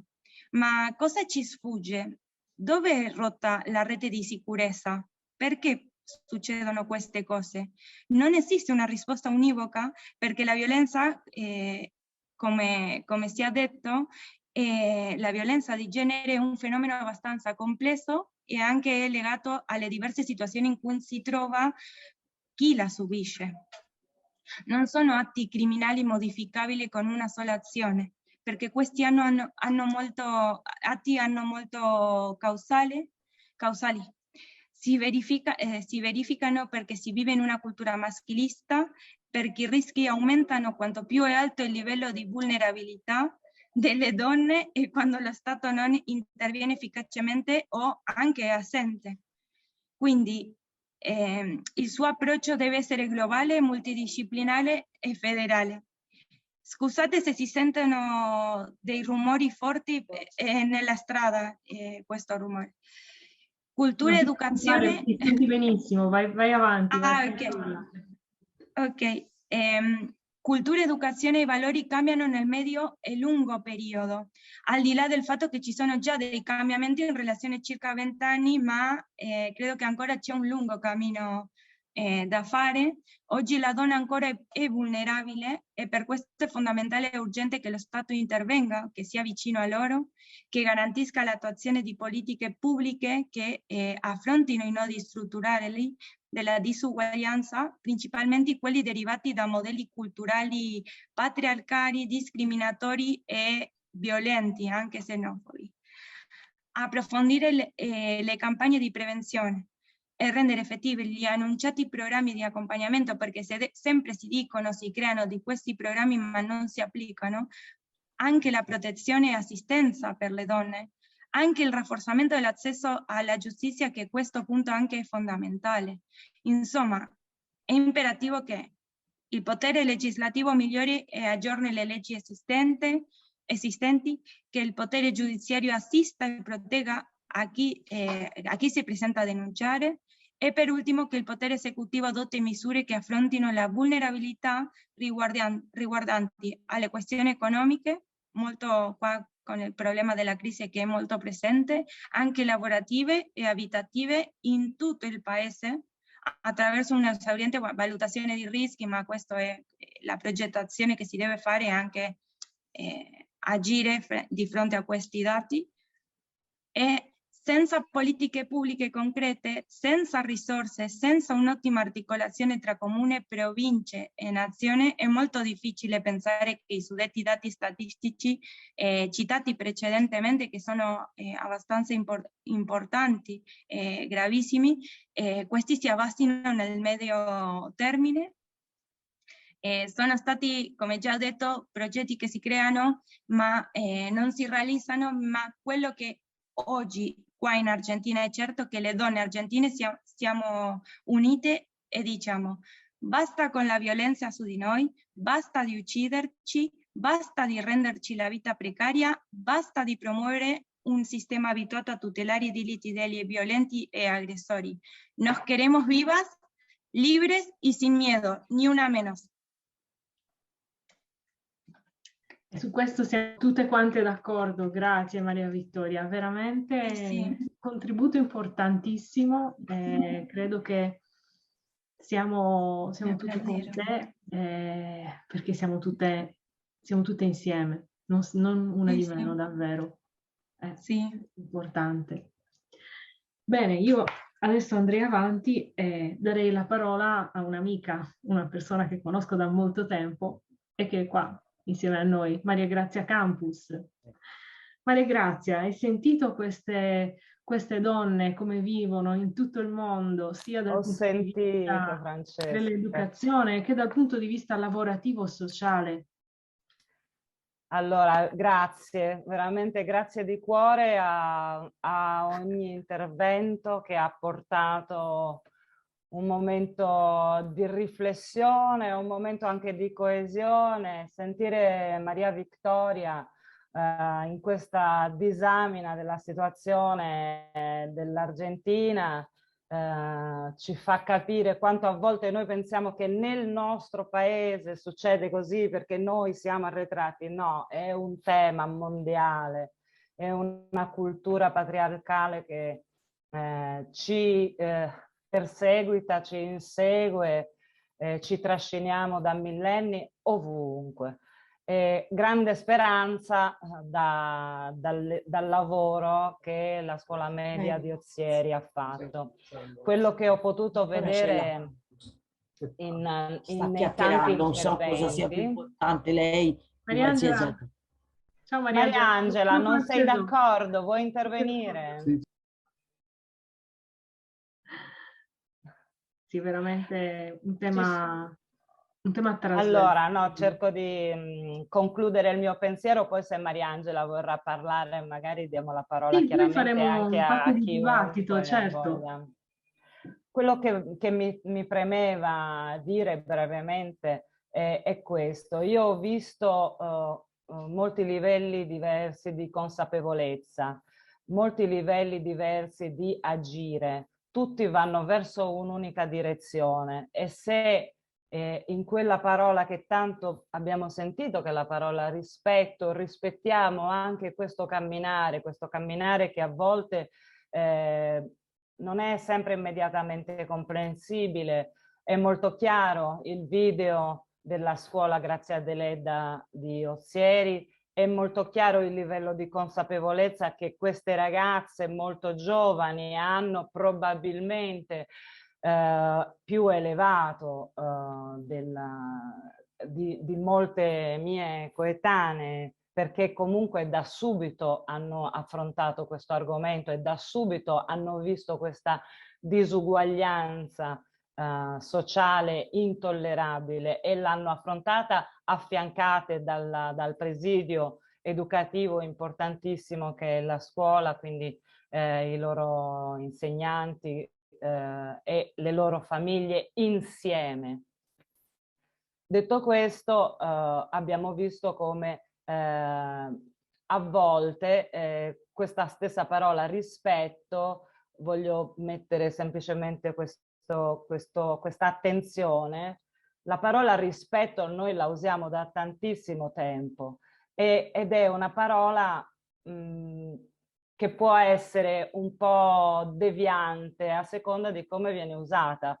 La parola rispetto, se non è seguita dalle azioni che ci fanno capire in che modo io affronto questo rispetto, cambia molte cose, perché anche obbedire al padre era una forma di rispetto, obbedire ai fratelli è una forma di rispetto. E questa parola, ecco, quindi bisogna trovare nuove declinazioni, obbedire al capo oppure un confronto chiaro e schietto nella libertà di ciascuno di essere ciò che è, senza soppressione né delle parole, come ci diceva bene Francesca Paola Cravu, e senza sminuire ruoli, vite. E io sono con te, Francesca, quando dici che gli uomini hanno un grande lavoro da fare, credo che lo stiano facendo, credo che dobbiamo riconoscerlo e gli uomini che hanno camminato con noi e che si stanno evolvendo fuori dalla mentalità patriarcale, credo che debbano avere questa forma di riconoscimento importante. Da un punto di vista linguistico, come ci diceva Francesca Cravu, ci sono tante cose, perdonatemi, ci sono tante cose che ancora ci stanno un po', come dire, strane, per esempio l'asterisco, per esempio la schwa, un tempo era E, I, A, O. Ecco, magari anziché avere la fretta da parte di chi cammina su questa strada da tanto tempo, di vedere tutto fatto subito. Io ci ho messo un po' di tempo, perché ogni tanto mi innervosivo quando qualcuno diceva non è importante, no, è importante, però bisogna avere la pazienza anche di far arrivare le persone ai punti di evoluzione e di consapevolezza che ci vogliono per accettare l'adeguamento di un linguaggio rispettoso di tutti, così come quando c'è qualche cosa che non conosciamo possiamo magari farci una domanda e farci incuriosire, quindi se l'asterisco ci sembra un in più, se la schwa ci mette in difficoltà per come si farà a pronunciarla, ecco, possiamo anche aspettare e farci incuriosire e magari quando vediamo che per qualcuno è importante, forse a volte ci può anche bastare questo, almeno in prima istanza, e poi dopo continueremo questa strada insieme. Io voglio ancora ringraziare le ragazze, mi scuso perché mi sono persa il nome, perché avevano un'altra dicitura nel loro profilo della scuola, e quando ho visto il video mi sono profondamente commossa, ho visto che grande lavoro c'è stato e che grande livello di consapevolezza c'è in questa generazione che probabilmente ci salverà, tutte e tutti. Grazie. Assolutamente, un grandissimo lavoro, ed è per questo che abbiamo scelto questo video per iniziare questo incontro di oggi. Io amo sempre immaginare come questo cammino possa portarci a un domani in cui le violenze sulle donne, i soprusi e le sopraffazioni siano un brutto ricordo del passato, ma per arrivare a questo risultato abbiamo un cammino da fare. E come mi piace anche riflettere, spesso il cammino educativo non è un cammino che procede in maniera a velocità costante. Eccomi, scusami, mi hanno scritto i nomi delle ragazze. Ah, bene, diciamole allora. Miriam Luzzo, Alessia e Francesca Tanca e Irene Monni. Grazie anche per avermelo scritto, perché ci tenevo troppo a dire... Francesca Tanda, Alessia e Francesca Tanda. Tanda, ecco, Alessia e Francesca Tanda, grazie davvero, grazie professori e professoresse meravigliose. Io sono veramente felice di sapere della vostra esistenza. Davvero, grazie. E appunto in questo percorso, che è un percorso educativo, e non si parla di educazione soltanto quando ci si riferisce ai ragazzi o alle ragazze, ma si parla di educazione fino agli ultimi giorni della nostra vita. Ecco, all'interno di questo percorso, di questo processo, ci sono anche dei momenti in cui bisogna fermarsi. Non perché bisogna tornare indietro, ma perché fermandosi, facendo una riflessione, mettendo un punto, in quel momento ciò che si è appreso si consolida. E quindi spesso, se notiamo delle pause che magari non avevamo previsto o non desideravamo che ci fossero, dobbiamo essere fiduciosi, perché comunque il lavoro che viene fatto da più parti. Il lavoro è un lavoro corale, le donne non sono sole, perché ci sono tantissimi uomini che partecipano a questo e che partecipano in maniera veramente, veramente attiva e importante. Quindi possiamo essere di questo contente, possiamo anche guardarci un attimo, rinfrancarci e dirci sì, questa può essere una giusta direzione e possiamo proseguire. Elio, io so che te hai in serbo qualcos'altro per noi da vedere a questo punto, e al termine del quale io aprirei il dibattito su chi vuole intervenire, chi vuole dire qualcosa a proposito delle nostre tematiche. Niente, volevo semplicemente aprire il dibattito. Se c'è qualcuno che vuole intervenire, cosa dici, Elio? E Maria Grazia anche. Volevo un attimino sentire queste due persone, che ne pensate? Io sono così felice di quello che ho visto e sentito che se ci sono chiaramente altri interventi si ascoltano tutti molto volentieri, senza bisogno naturalmente di fare un contraddittorio. Elio, come lo voglio ringraziare però, fammelo dire adesso, poi mi taccio per sempre. Per No, sempre no. no, per oggi pomeriggio. No, no, anch'io ringrazio Elio. Grazie Elio, perché insomma, tutta una serie di organizzazioni tecniche che hanno bisogno, diciamo, di fare senza comparire, dietro c'è Elio. Quindi grazie anche per questo. Franchi, posso? Eccola. Prego Nicoletta, vai.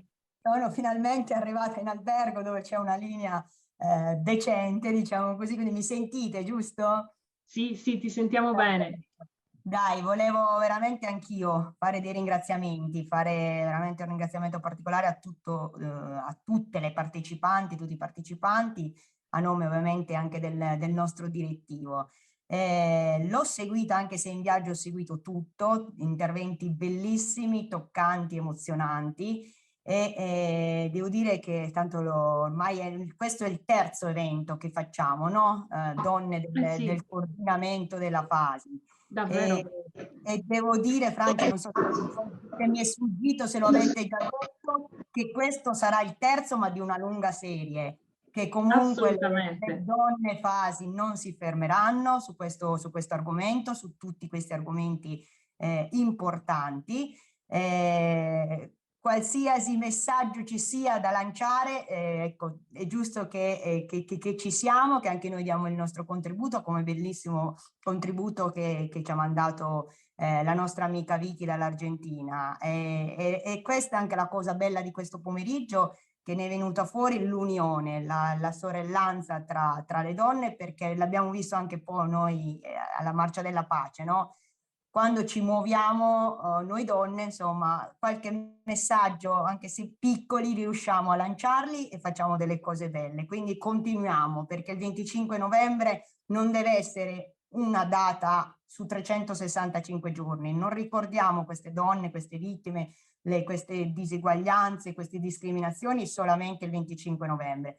È bene che si faccia tutti i giorni, purtroppo, finché ci saranno questi fatti, finché continueremo a leggere sui giornali o ascoltare sui TG questi fatti tragici. È giusto che continuiamo anche noi, ripeto, nel nostro piccolo, però dobbiamo farlo, siamo in qualche modo obbligate, lo dobbiamo fare veramente a tutte queste donne, a tutte queste persone che purtroppo tutti i giorni subiscono, ripeto, queste violenze. Quindi veramente grazie di cuore a tutte, è stato bellissimo, è stato veramente un bellissimo pomeriggio.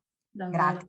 Io vedo che si è collegata ora la nostra presidentessa della FASI, la Serafina Mascia. Oh, che bello! Serafina, ci sei? Vuoi farci un saluto?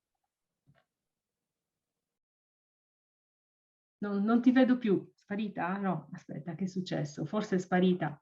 Ma a me piaceva dire anche in questa occasione, un pochino a termine di tutti questi interventi, che il Coordinamento Nazionale delle Donne della FASI non è nuovo a queste iniziative, e questo è semplicemente un modo che abbiamo trovato per essere distanti appunto ma uniti durante la pandemia, perché già prima avevamo iniziato a fare un ciclo, una serie di incontri per intervistare e conoscere le donne che avevano portato dei miglioramenti nella società sia sarda che italiana. Queste donne che erano importanti e sono importanti per noi.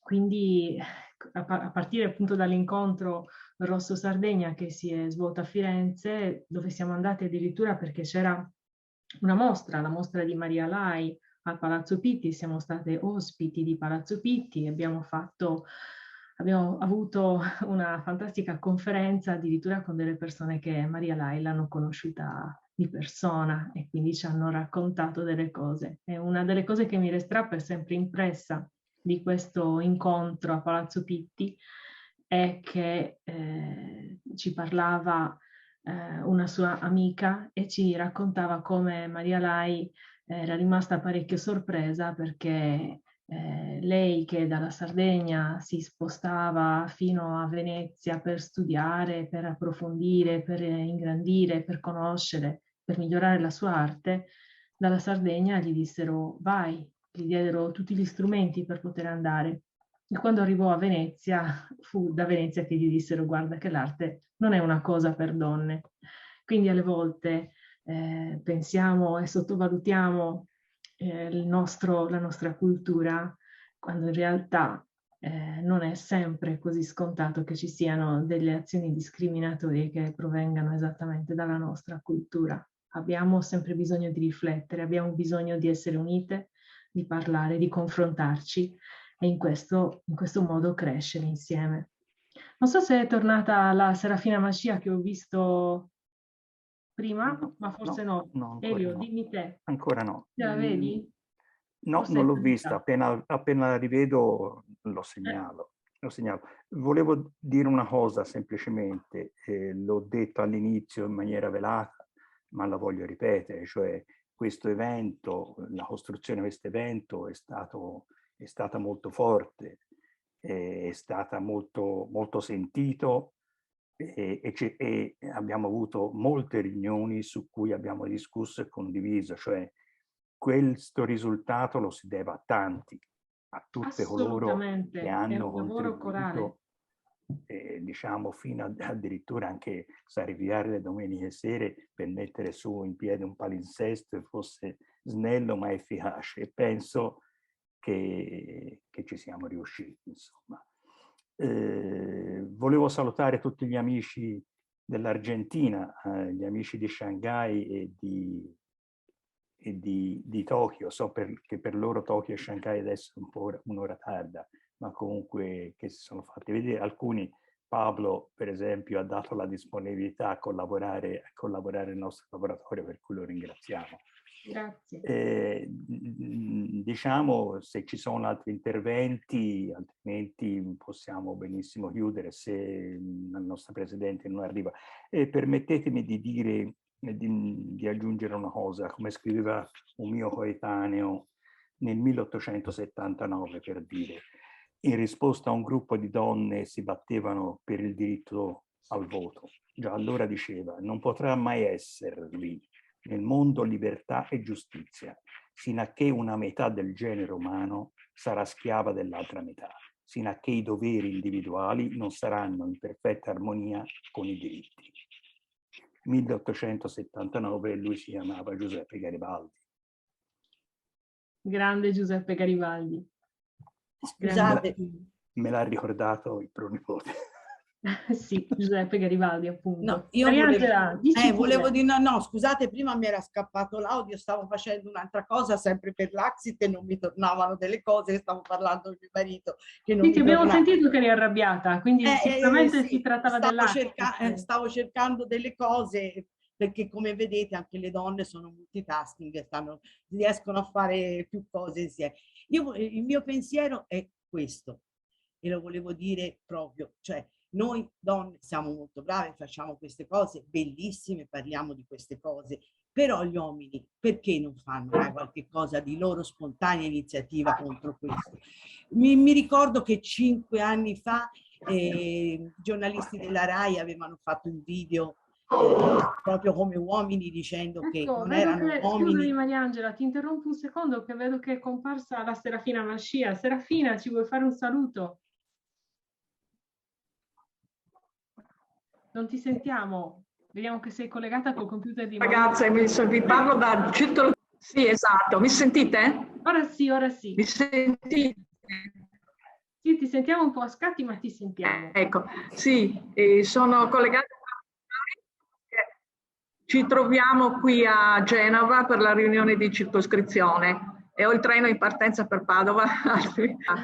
Sicuramente avete trattato tutti i temi di questo argomento, che è un argomento che ci coinvolge in quanto donne e sul quale non dobbiamo mai abbassare la guardia, perché se va bene da una parte, dall'altra rispunta il problema in modo feroce, in modo terribile. Non dobbiamo lasciarci mai perderci di vista e mai lasciarci sole, perché non esiste solo, come sappiamo, un certo tipo di violenza violenza, ma ne esistono tante. Adesso abbiamo in alcune parti, come in Italia, conquistato alcune leggi che prima fagocitavano, che prima erano anche la causa di questa violenza di genere, perché avevamo il delitto d'onore, avevamo la patria potestà e avevamo delle leggi che continuavano questa cultura e che quindi quasi legittimavano. Questo adesso è passato, ma rimane la cultura che è cresciuta in questo clima, ed è questa cultura che dobbiamo sempre combattere, e soprattutto là dove abbiamo la possibilità di essere influenti, di parlarne e portarlo avanti nell'educazione dei nostri figli, dei nostri allievi e del nostro mondo. Poi essere sempre pronte e al fianco e mai far perdere la solidarietà con quelle che invece la subiscono ancora oggi attraverso la legge della loro nazione, attraverso le situazioni politiche, attraverso le situazioni economiche. Il problema di ognuna di queste zone del mondo, è il nostro problema. Come penso Donne della Fasi e come movimento Donne Sarde Immigrate, che dovremmo riprendere in mano e rafforzare, soprattutto su questo aspetto e portarlo avanti. Vi ringrazio di questa opportunità e di questo lavoro che avete fatto tutte. Forza! Ciao ragazze! Ciao Serafina, grazie per il tuo saluto. Ciao. Ci vediamo presto. Ci vediamo presto al congresso, ciao! Davvero. Ciao. Siamo al 40% le donne, Beh, mi sembra normale, forse il 50 ci dovremmo arrivare, via. Ci arriviamo, piano piano, però c'è una conquista rispetto al precedente. Tanta roba. Tanta roba. Bene. Ciao ragazze, ciao. Benissimo. A questo punto, niente, con i saluti conclusivi. Allora, intanto dovevo ridare la parola alla Mariangela Tanda che stava parlando. Scusami Mariangela se ti ho interrotto. No, vabbè. No, volevo soltanto fare una battuta, cioè i nostri diritti, la nostra salute, tutto quello che riguarda le donne non deve stare solamente, questa è la mia riflessione da tanti anni, sulle spalle solo delle donne. Dovrebbero essere anche gli uomini che iniziano a fare un discorso diverso, cosa che non fanno mai, perché sono solidali con noi, ci dicono che siamo brave, ci dicono che facciamo un sacco di cose che servono a questa società, però non si spendono in prima persona per poter fare qualche cosa, specialmente sulla violenza sulle donne, i diritti negati alle donne anche nei vari paesi del mondo. Volevo semplicemente dire questo, perché sono tantissimi anni che noi facciamo queste cose, che rivendichiamo i nostri diritti, abbiamo fatto tantissimi passi avanti, sempre sulle spalle nostre. Vorrei, ora qui anche gli uomini ce ne sono in questa conferenza, ma in generale il mondo civile deve pensare anche di portare avanti queste problematiche e non lasciarle solo a problematiche che sono delle donne, quindi sono le donne che le devono portare avanti. Prima di tutto le dovrebbero portare avanti gli uomini. Ecco, era questo il mio pensiero da tanto tempo, ho sempre detto è questo, ecco, perché se non si cambia se non si cambia questa mentalità, come diceva anche Serafina, anche insegnandola ai nostri allievi, nelle scuole e quant'altro, però proprio gli uomini devono prendersi questa responsabilità e farsi carico di questo, e quindi sapere che queste sono delle cose più importanti di tante altre che portano avanti, e quindi che noi dobbiamo essere non soltanto omaggiate alla festa della donna o questa giornata del 25 di novembre o varie altre giornate dedicate alle donne, ma come dicevano anche altri, tutto l'anno devono pensare a questo e tutto l'anno si devono far carico e portarsi come responsabilità sulle spalle tutte queste problematiche e non lasciarle soltanto a noi. Fantastico. Bene, c'è qualcun altro che desidera intervenire? Se no darei la parola a Elio per chiudere il collegamento, se non c'è nessun altro che vuole intervenire. Io vorrei ringraziare tutti quanti di essere intervenuti e farvi veramente gli auguri affinché il prossimo anno questa data, questa nuova ricorrenza del prossimo anno ci veda con dei miglioramenti sensibili per la condizione delle donne in tutto il mondo. Grazie Francesca. Grazie a voi. E grazie a tutte le persone che hanno partecipato, uomini e donne. Grazie. Ciao. Bene. Grazie a tutti, grazie di avermi invitato, un saluto a tutti e a tutte. Allora un saluto circolare è dovuto dal nostro laboratorio ovviamente, quindi i nostri appuntamenti saranno il 10, 11 e 12 il congresso, il 18 avremo il nostro progetto La Sardegna si racconta, Paesi in Movimento, e il circolo Acrase Maria Lai presenterà il comune di Martis, e poi diciamo dal 18 al 24 organizzeremo sicuramente, e quello lo faremo diciamo en passant, organizzeremo i nostri saluti di Natale circolari in tutto il mondo. Per cui non rimane altro che ringraziarvi. Vi volevo ricordare che comunque eravamo collegati e siamo ancora collegati sulla piattaforma digitale della TV Ionoas, e mi preme ringraziare sempre il suo direttore che è sempre presente e sempre ci segue, Claudio Moica, e anche ci trovate sulla piattaforma di Santi Moniti Casa Sardegna Online. La registrazione la troverete sul nostro canale YouTube. Vi ringrazio gli speaker, ringrazio chi ha partecipato, perché effettivamente all'inizio avevo esordito che sicuramente questo è un evento, uno dei più importanti dei nostri 22 eventi di quest'anno, e sicuramente ci ha arricchito molto, questo lo dico molto, molto sinceramente. Per cui ringrazio tutti voi e quindi ci vediamo quando ci rivediamo, sicuramente presto. Grazie, buona serata. Buona serata a tutti, ciao, arrivederci. È stato un piacere. È un piacere. Ciao.